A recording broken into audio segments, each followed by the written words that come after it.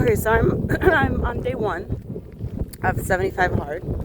I've actually been on day one for about 2 weeks now, um, and I have zero problem with it.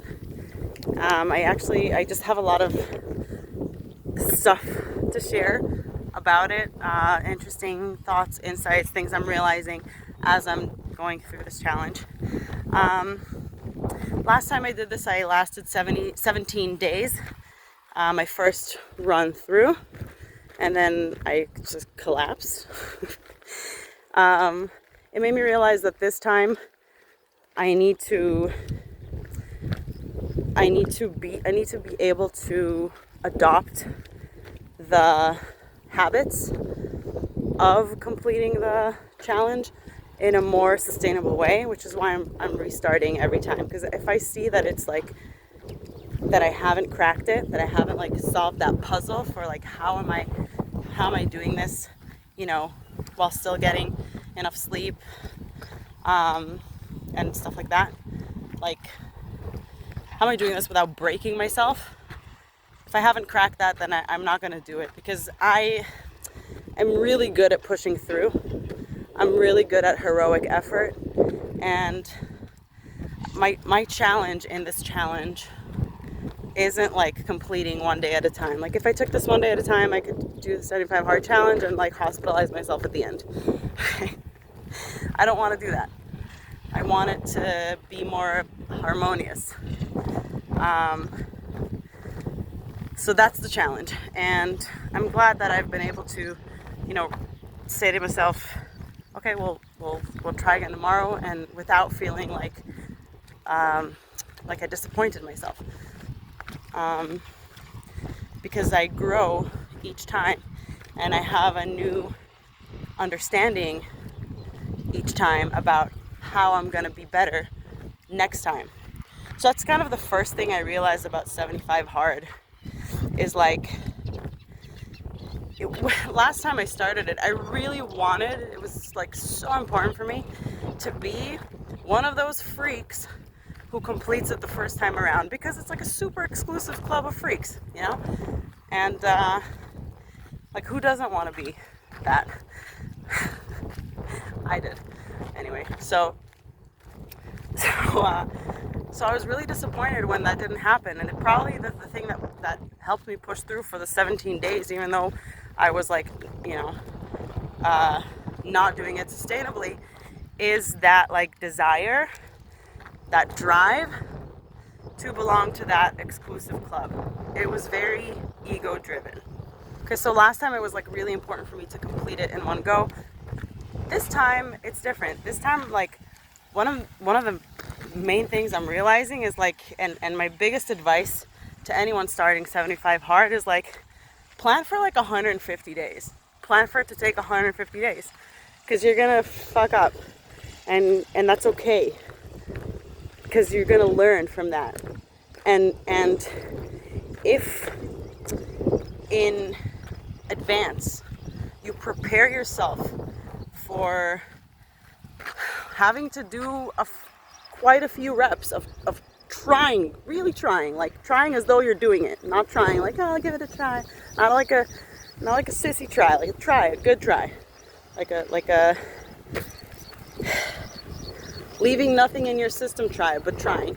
If you are prepared in advance for this process to be longer than 75 days, then you're going to probably be able to avoid the slippery slope of, missing one day and saying like, fuck it, and just like going, completely off the wagon, and not doing anything, so, not doing the things you're supposed to do, indulging in the things that you're not supposed to during the challenge, just because you're like, oh, well, it's lost anyway.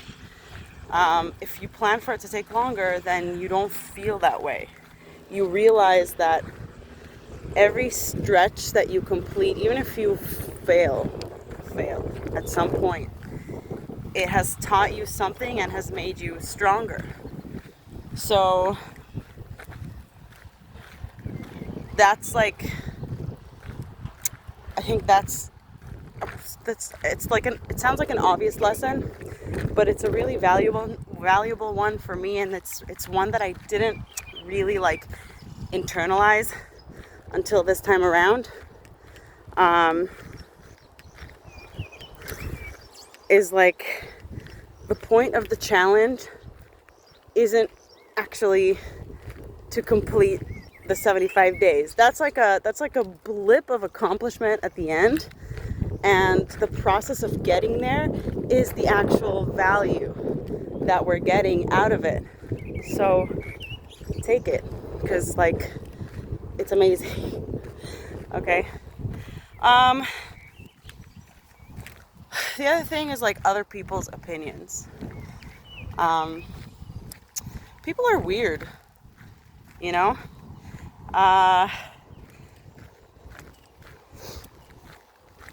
People are weird. I should have kind of like expected this also last time, you know? But like people's reactions haven't really changed that much. Last time I told a lot of people that I was doing this. People were holding bets for and against me. I didn't really like it.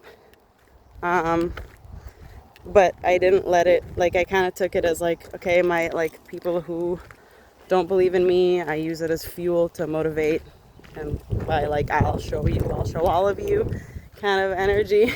And the ones that did support me, I took the support, obviously, gratefully. At the end of the day, it doesn't matter if people believe in you or not. All that matters is that you know what you're capable of and what you're doing. Also, is interesting to note how many people have like a problem with you doing a challenge that is like probably a net positive on your life. A lot of people have called me extreme for undertaking it in like a criticizing way, not like, oh wow, that's so extreme and cool. I'm like, no, that's extreme. Why are you so extreme? Why you gotta do that? The people that our main like activity together is hanging out and drinking had a big problem with this, and I had to sort of clarify to them that just because I am not drinking alcohol right now for the duration of this challenge doesn't mean that I'm passing judgment on them, you know. And I had to use a lot of humor to get that through, and I think it got through. But like, it's crazy how like people, you know, feel. I think it's because people maybe like feel a little bit threatened that you're doing something like that, because it kind of shows them, especially if you're like, if they see you as like equals, it kind of like busts their excuses for like why they can't do something like that, because you're not so different.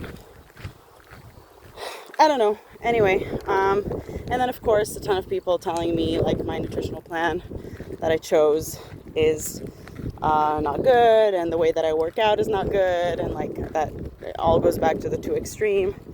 But the truth is, I know what I'm doing, you know, and it doesn't bother me as much as it amuses me. But sometimes I feel like, I don't know. I guess sometimes it is a little irritating, but whatever. It is what it is. People gonna people, right? The third thing that I realized is that it's like a little bit layered. So when people hear about the 75 Hard Challenge, I don't know, at least for the people that I've spoken to, they focus mainly on the don'ts. Like, they think it's a list of don't do's. Some bug just bit me. very graceful. Get away. Anyway, spring is in full swing here. Lots of bugs. So when I said, I've actually like restarted day one so many times, and I'm like, wow, like you broke already, and like you had a drink, and I was like, no, actually, like I didn't break. I just didn't have time. Like I didn't arrange my time and energy properly to manage squeezing in all the do's of the challenge. So to me, like 75 hard is more about the do's than the don'ts. But, and here's like the twist and why I said it's layered, I'm starting to realize that the best and maybe only way to sustainably complete the do's of the challenge is to employ some don'ts about your life. Because at the end of the day, it's about the time that you're investing into doing anything, right? And you have 24 hours. And if you take out, the human, the time that you need for human stuff, stop biting me. The time that you need for human stuff like sleeping and eating, things like that. And the time that you have already set aside for your obligations, like time that you have to work or, interface with clients or take care of your children or, do like whatever. Adulting stuff in your life so that your house will continue to have clean laundry and dishes, and your car will be fueled and all those things, and your bills will be paid. Then you're already losing a lot of time. You already have to subtract a lot of time for just like those basics. And then there's a question of like, how do you die? Enough!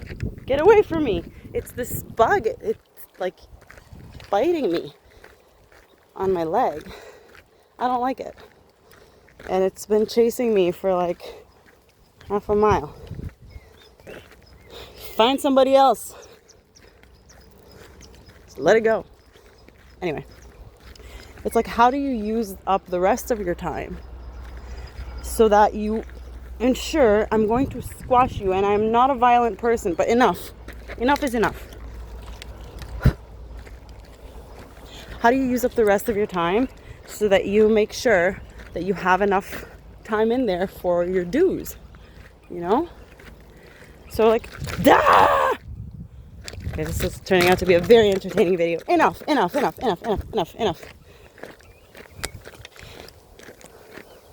So if you get into like this like doom scrolling mode, and before you know it, like close to an hour of your time has gone on consuming other people's like mindless content, then that's an hour that you could have had something else done. You could have done the second workout, or the first. You could have completed like the reading task, right? And if you like choose to go out, which is fine, it's important to be social and socialize, but like what I've understood is that my chances of success, of succeeding in every day of this challenge, go up in direct proportion to my ability to say no to other things, or to just be willing to give certain things up. Because at the end of the day, like, you're always choosing to do something, and it's always at the expense of something else, even if you don't see it in the moment. And I think for me, this has been like the biggest learning curve. Also a really dumb one because it's obvious, but to my ADHD mind, that's like has become habitually reliant on my ability to you know, make heroic efforts and make things happen in the last minute. And I know that I have this like superpower that's also like a curse. It's been about like really learning and internalizing that like if I think that I have, you know, all this time and I can just sort of squeeze everything in that I need to, all my dues in the last minute, it's probably not going to work. It's probably not going to work.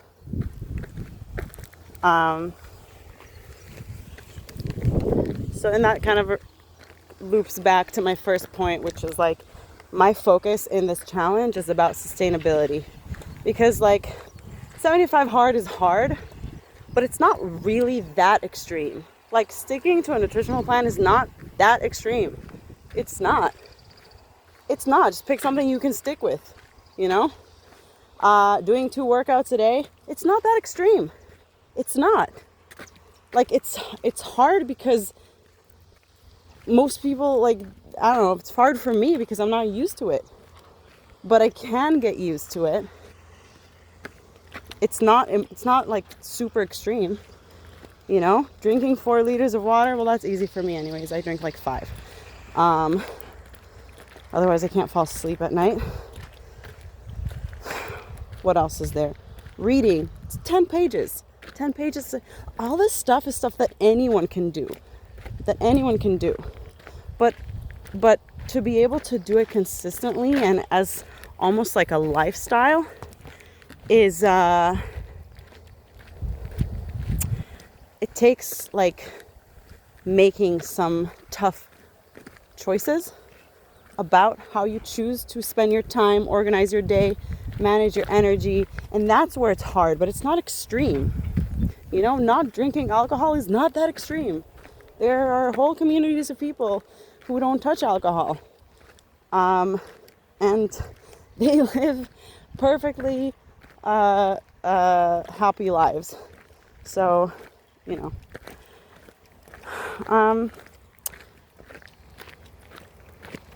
I'm saying all of this with a lot of conviction.